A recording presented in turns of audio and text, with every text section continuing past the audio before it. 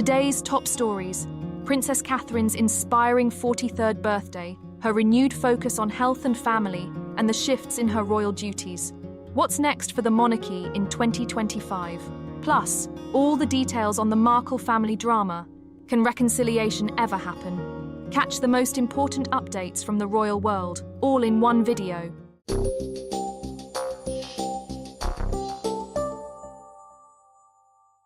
Experts in royal affairs have been analysing recent developments concerning the British royal family, particularly the Princess of Wales and her evolving role in 2025. Based on insights from sources within the palace, it appears that Princess Catherine's public engagements will remain limited throughout the year, continuing the pattern established in 2024. The palace is reportedly signalling to British journalists that Catherine's schedule will prioritise health and family over extensive public duties. This shift aligns with broader changes within the royal family, influenced by the health challenges faced by senior members.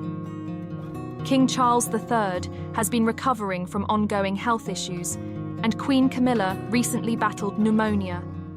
Similarly, Princess Catherine's own recovery following a serious illness has contributed to this recalibration of royal responsibilities. Observers note that this gradual communication strategy is typical of the palace, carefully preparing the public for adjustments rather than introducing sudden changes. Experts suggest this approach aims to balance transparency with privacy, especially regarding sensitive health matters. While details about Princess Catherine's condition remain private, the consensus is that her recovery continues to be a priority for both her and her family. The late Queen Mother's sentiment that "we have to be seen to be believed" underscores the importance of visibility for the monarchy.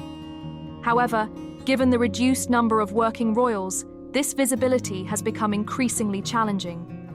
Currently, senior royals such as Princess Anne consistently lead in engagement tallies, while King Charles and Princess Catherine have scaled back their commitments for health-related reasons. Prince William, the Prince of Wales, has also focused on supporting his wife and family during this time.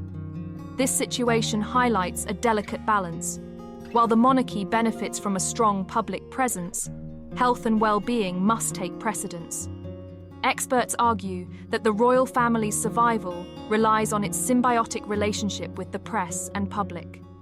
Frequent, smaller-scale engagements, such as visiting schools, hospitals, and local businesses, help maintain this connection, particularly as public expectations remain high.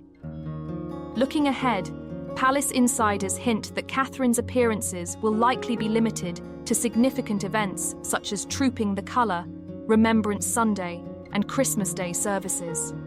She may also engage in low-impact activities, such as recording video messages for her charities or hosting events at Windsor Castle, which require minimal travel and effort. Foreign tours, however, are expected to remain off the table for the time being, with Prince William possibly undertaking short solo trips abroad. The reduced workload comes amid a broader context of change within the royal family. With Prince Harry and Meghan no longer active members and senior royals aging or facing health challenges, there is growing concern about the number of working royals available to fulfill public duties.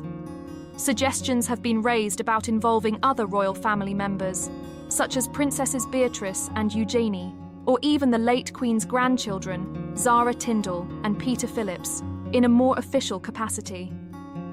While these individuals are currently not full-time working royals, some believe their inclusion could help address the gaps.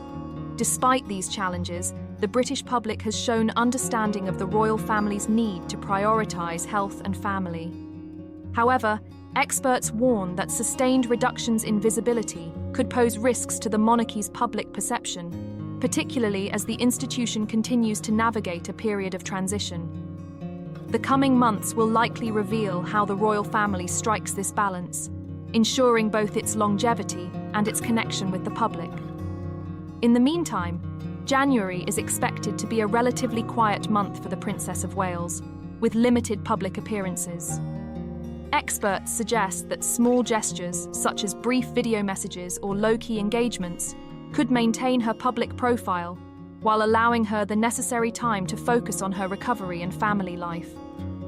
This careful balancing act will be crucial as the royal family seeks to adapt to changing circumstances while preserving its core traditions and responsibilities.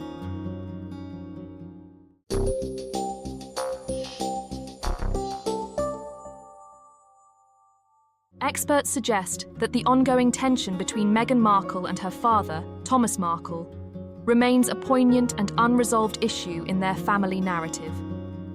Despite earlier references to him, such mentions have grown increasingly rare.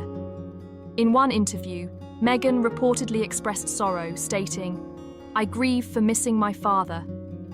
However, reconciliation seems to be a matter of her choice. Thomas Markle has publicly left the door open for dialogue, as has King Charles III, Meghan's other father-in-law. Yet observers note that Meghan appears to have prevented such efforts from moving forward.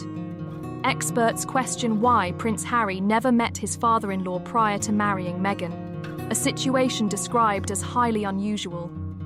Cultural commentators speculate that Meghan may have intentionally avoided facilitating a meeting.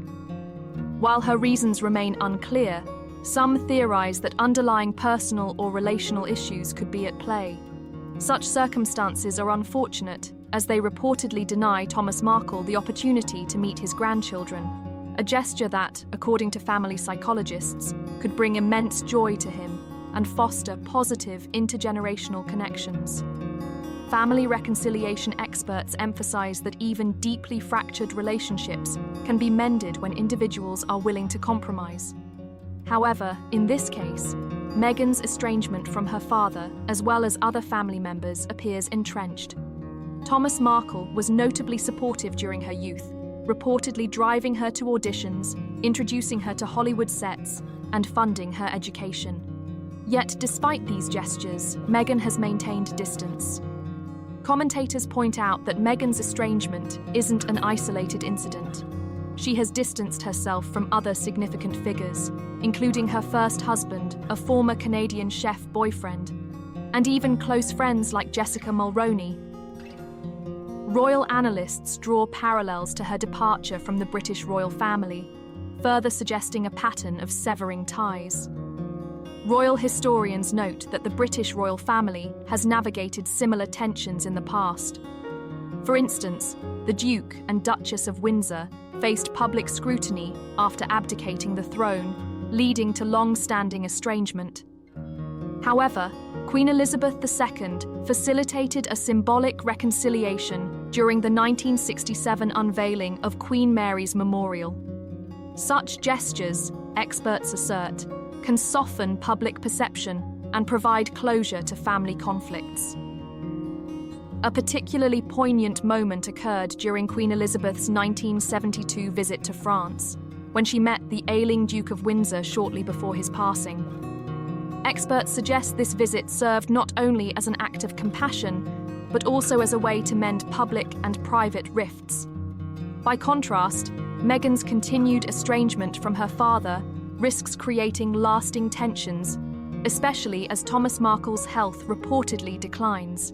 Sociologists argue that familial estrangement often leaves lasting scars, both for individuals and extended families. Rebuilding relationships, even in small ways, can pave the way for broader reconciliation.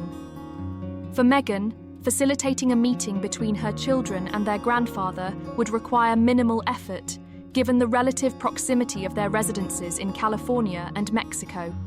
Such a gesture could generate goodwill and shift public narratives, which often cast Meghan in a critical light regarding family matters. However, should reconciliation not occur, experts warn of potential challenges in the future. Questions could arise about her involvement in her father's later life or absence at significant events, such as his funeral. These situations could spark renewed public debate, adding to the already complex narrative surrounding the Sussexes. Behavioral psychologists suggest that patterns of severing relationships often stem from deeper personal and psychological factors. In Meghan's case, critics argue that her actions align with a broader pattern of distancing herself from close ties once conflicts arise.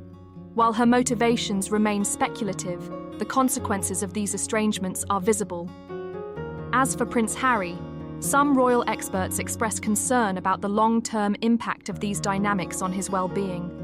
While they wish him happiness, they caution that such patterns, if left unaddressed, could resurface in other areas of his life.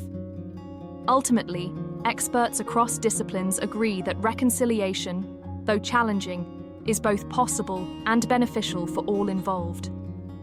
Whether Meghan Markle chooses to extend an olive branch to her father remains uncertain. However, such a gesture, even if symbolic, could reshape the narrative, foster healing, and serve as an example of familial unity in the face of adversity.